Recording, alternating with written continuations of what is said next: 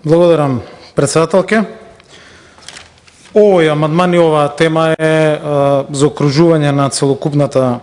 состојба во земјоделството, на целиот тој хаос за кој што збориме, а кој што пред се сведува на кратење и суспендирање на програми. Имаме суспендирана програма од 180 милиони евра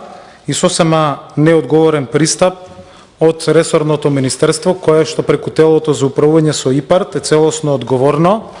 и гледаме дека министерот и бега, и се крие, и ги крие информациите, и збори контрадикторни информации секој ден за вака сериозна тема. Први, мене немаше суспензија, па после призна дека има суспензија, па не беа засегнати договори, па стана 50 договори засегнати, меѓутоа, пак ќе повторам, официјалните бројки кои што се проверуваат, а кои што ги потврди Министерството за финансии, се дека има 453 склучени договори, 270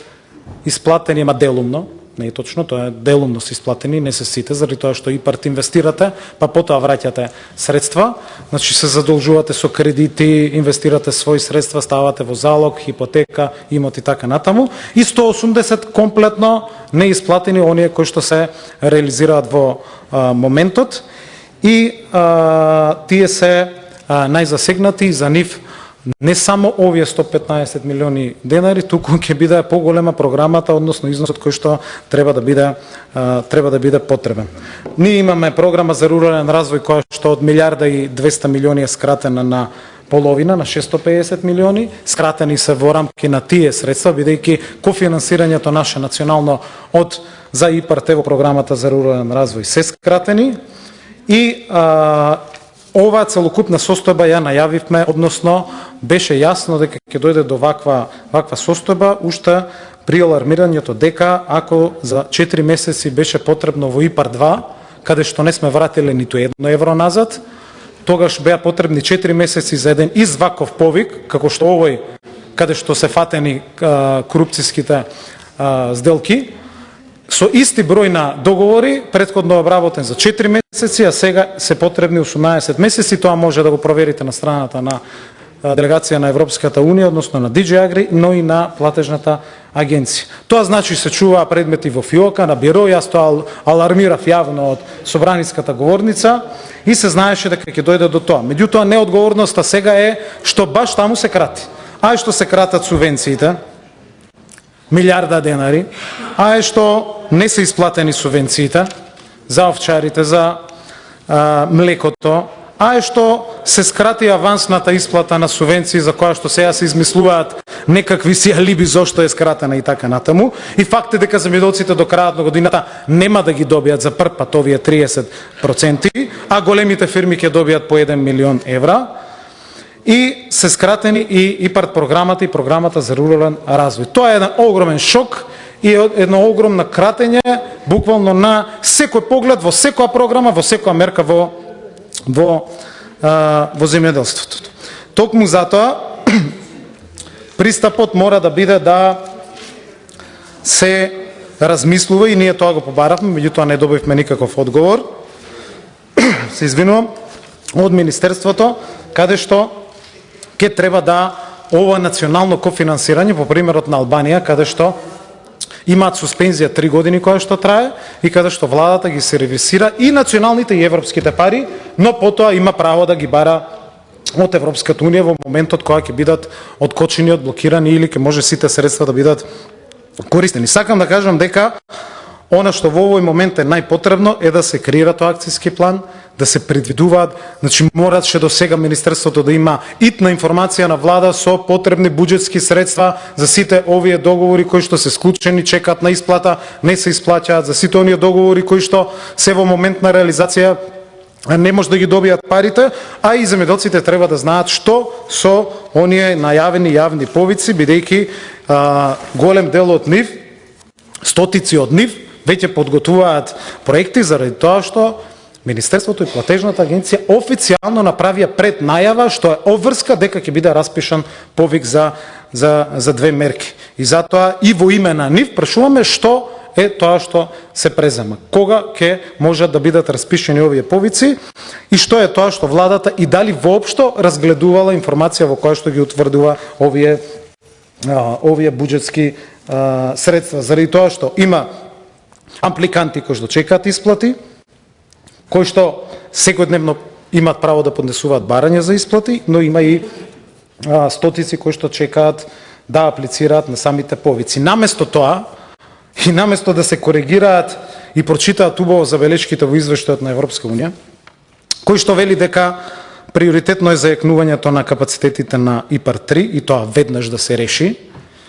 И сега имаме веднаш по објавата на овој скандал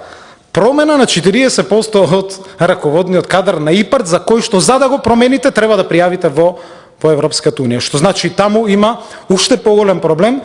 заради тоа што ние во ваков скандал, во ваква состојба со суспензирани пари, во еден ден по завршувањето на изборите, во петокот се носат решение за распоредување на 40% од кадарот кој што го работеше најуспешниот ИПАР 2 во регионот, каде што имаме 85% искористеност, најдобри од сите земји и пример како треба тоа да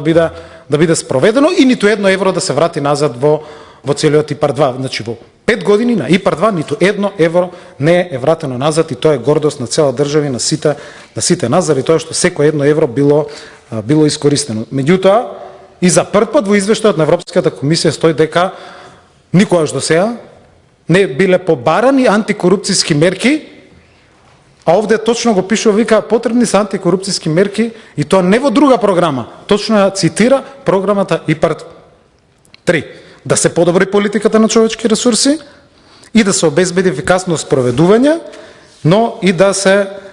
воспостават антикорупцијски мерки, телата на ИПАР се обврзани истите да ги спроведуваат, откриваат и да ги пријавуваат антикорупцијските појави. Тоа никогаш досега не сме го прочитале во извештај и ние токму затоа, за да се спроведат и тие мерки, и тие политики, за да се ангажираат и нови кадри, се потребни средства, а тие средства се наоѓаат покрај другото и во програмата за рурален развој, која што е скратена од претходно за 100% и која што во рамки на неја е скратена и ИПАР програмата и затоа се неопходни овие средства да се вратат во одредена нормала и доколку е потребно и во наредниот период да се носат и сосема нови програми кои што ќе дават поддршка на ИПАР структурата и кои што заедно со акцијскиот план ќе придонесат да оние кои што чекаат за исплати, за кои што веќе постои ризик, оние веќе договори за кои што се призна дека се реализираат и се во тек, но и за оние кои што чекаат на најавите за тоа дека две од мерките со вкупен буџет од над околу 30 милиони евра веќе требаше да бидат распишани, а заради ова замрзнување тие средства воопшто не се распишани. И не е сериозно да на барање од Собраниската комисија да не добиеме воопшто никаков сериозен, односно добивме срамен одговор во кој што не се наведува воопшто ништо. Што се случило? Каква е суспензијата, која што не се ни спомнува и се цитираат некакви одредби, има недовршени реченици. И истото писмо, истиот допис не е доставен или не е изработен од телото за управување со ИПАР, туку од кабинетот на министерот, зашто Брисел исто така знае и евотек. И наместо да правиме се да ги откочиме и одблокираме работите, ние правиме грешки во оваа нервоза, се со цел да се заглават уште повеќе овие процедури и целиот тој хаос, буквално заедно, како што кажав, со скратените износи за субвенции од 500 милиони денари, со преполовената програма за рурален развој, каде што се инвестицијските мерки, со укинатите програми за малите производители, ама форсирање на големите, со тоа што нема исплата на субвенции со месеци, со тоа што нема да има авансна исплата на субвенции, сериозно ќе биде доведен доходот на земјоделците и нивната подготвеност и спремност да влезат во една нова реколта, заедно со оваа блокада која што имаме од 130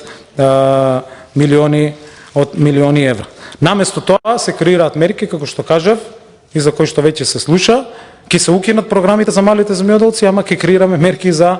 големите фарми или за една или две винари. Тоа преку овие програми кои што се во владина процедура и преку овие одлуки на собранието, каде што го гледаме буџет, е доказ дека се форсираат големите компании, а на сметка на малите производители, на оние кои што се создадоа со таа реформа со која што сите треба да се гордееме, на 4000 мали производители и на постојана поддршка на малите земјоделци, а не на оние кои што се 5-6 големи компании. Благодарам.